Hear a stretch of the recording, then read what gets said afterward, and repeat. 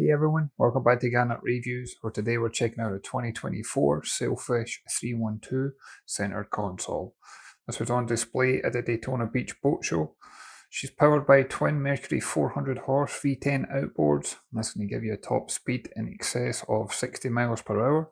For just under 30 miles per hour, you're going to have an economical fuel range well in excess of 400 miles. There's 265 gallons of fuel on board, 19 gallons of fresh water. She measures in at 30 feet 6 inches in length, draft of 22 inches, and a beam of just under 10 feet. And as you can see, there's plenty of deck space here, primarily aimed at fishing. You've got rod holders right across the transom, but we do have a retractable ski pylon.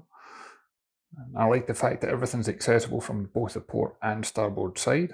On the starboard entrance, you'll notice we've got the stereo system mounted on the bathing platform. We've got pop-up cleats, we've got drink holders, and we do have a door that we can close off and keep contained, especially if you're going to have young children or pets on board.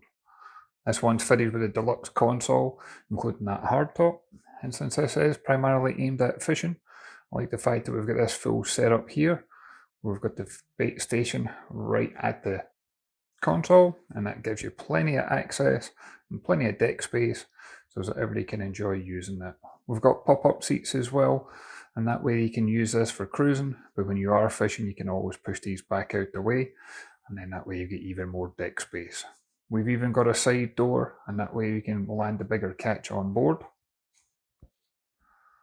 And this is also a great way of coming back in if you are into swimming and diving. There's a ladder that you can put on there.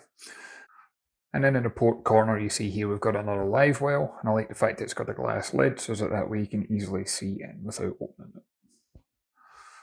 Moving forward, I like the fact it's got as much rod holders in place, not only for when you're cruising but also for when the boat's on the trailer. We also have a ton of storage and access, some of which can be used as fish holds, but everything again securely locks into place. Moving into the helm position, this one's joystick controlled, and it's also got twin Garmin. These are the 1243. They're multifunction displays with a chart plotter, GPS and fish finder, as well as having the Garmin radar. You got the full engine instrumentation. And you've also got the toggle switches that are illuminated so you know it's on and off quickly and easily. Again, you've got stereo controls, more drinks holders, and then you'll notice a control for the windlass here. This can be operated at the helm, but it can be operated at the bow too. Good lock and storage to keep some close handy equipment, and if you notice it's got a cigarette charger, so it'll be ideal for cell phones or maybe even handheld VHF. We've got storage overhead, we even got additional lights. That mesh would be an ideal place to put some life jackets, and this can be equipped with outriggers too. Moving forward again, inside the console, this one's actually got a heads compartment. This is going to make it great if you want to spend even longer out on the water, but it's also beneficial if you want to bring family on board.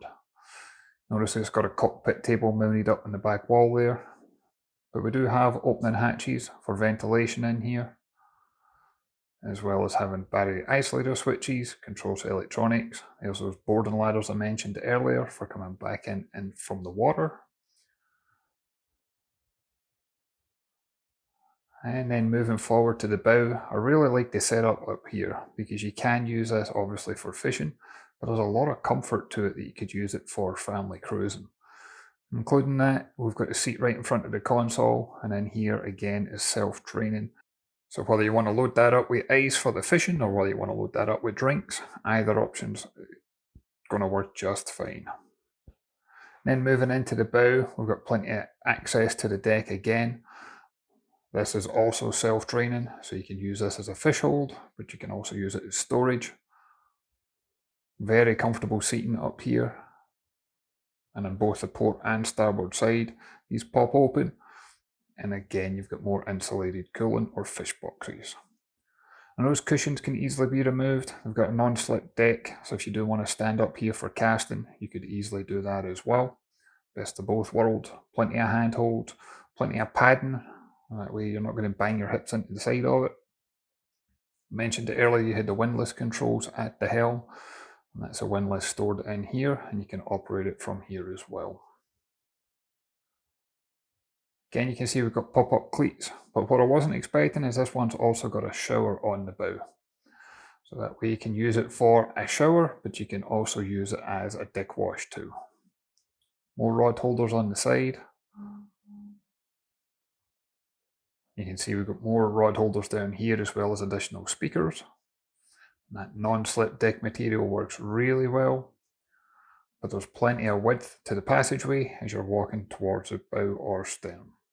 This one was on offer for $299,900 at the boat show. The triple axle trailer she's sitting on could be available for an additional cost. That's roughly $100,000 discount on the MSRP. But as always, I'd love to hear your thoughts and comments. If you can leave a comment down below. If you haven't done so already, hit that like and subscribe button. I'll catch you on the next one.